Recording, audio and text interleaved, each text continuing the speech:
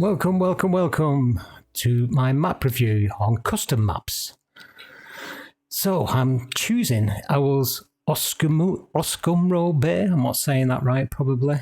But this is a European map. You know, it's got a wide temperature. You see some weather. It's got all the outside connections and lots of natural resources, as you would expect from a modded map. But this is definitely something that you're going to find interesting, I think. So I'm just going to unlock all so I can show you some of the other stuff without having to build anything. So let's start the game.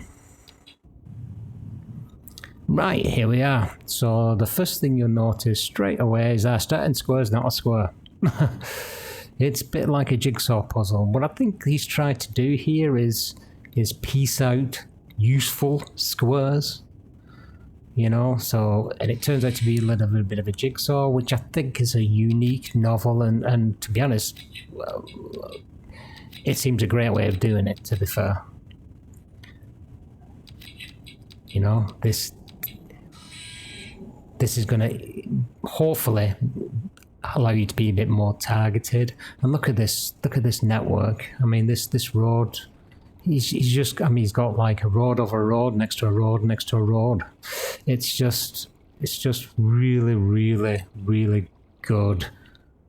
You know, it's a really impressive map. I mean, look at how he's got the walls, the retaining walls, this all sort of half circle. You know, and that's took some time. It's just, you know, it's just right. It really is. I mean, it's a very tight starting square, so it's going to take some time for you to build up things.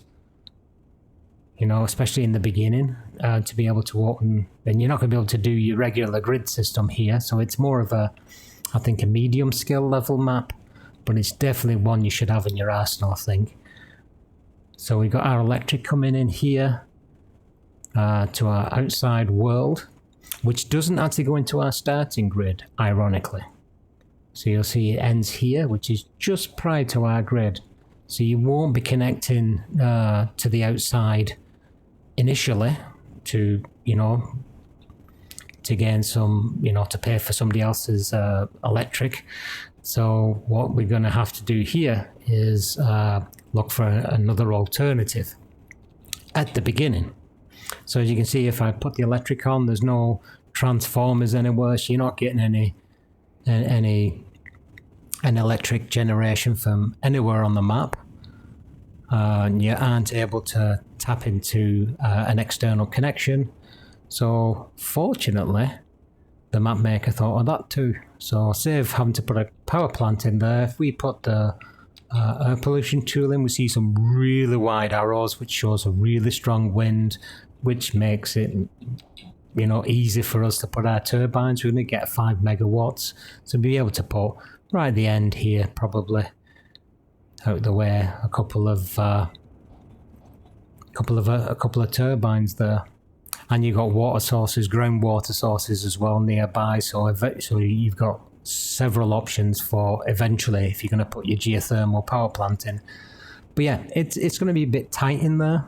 In your first, you're definitely not going to do a grid system. This is going to be a very, very relaxed sort of build. Here's all our natural resources. So, I mean, we've got some oil, got some ore spattered around. Obviously, in the starting square, we've mainly got arable land. So you got your farming and some logging services you can get in there as well.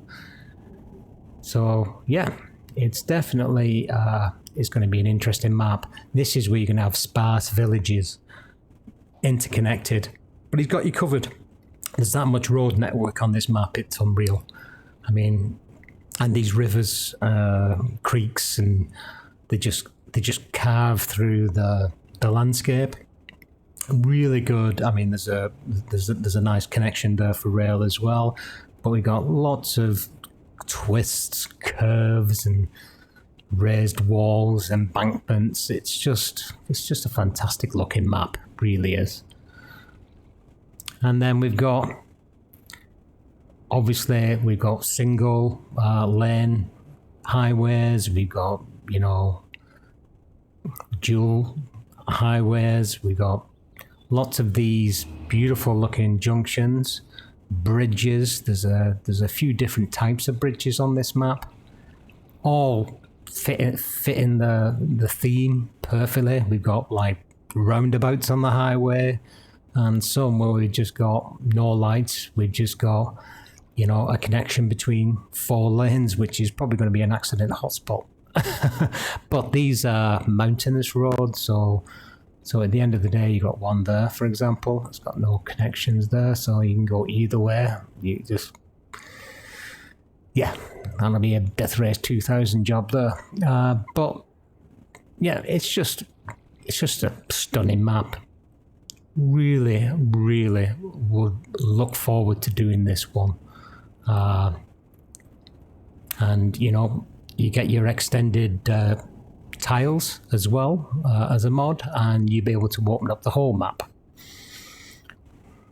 But I mean, look at the detail on that, how the highway goes over the other sort of highway underneath. It's just the interconnection between the highways is excellent. Really highly recommend this map. You're gonna, like I said, it's gonna be interconnected little villages and little towns, I think, rather than big cities. There's probably an area you can put a downtown, I guess. I'm sure we'd find somewhere for that, but you know, the choice is yours. Really is worth a look at this map. And to say it's made from a beta at best mapping tool, yeah, hats off. I mean, look at these interchanges that it's just really, really nice looking. Really nice looking. And several parts of the map are covered when it comes to external connections. So you got a plethora of connections there, and here's where we got our waterway. So it's just nice and short, just in and around the island, so it's not going to affect much from bridges and such. So yeah, I would certainly give this one a shot. And in the meantime, I will leave you now with just a little bit of movie magic as we highlight some of the best parts of this map, and that sees you out. So thanks for watching, and enjoy the little film at the end. Thanks, everybody.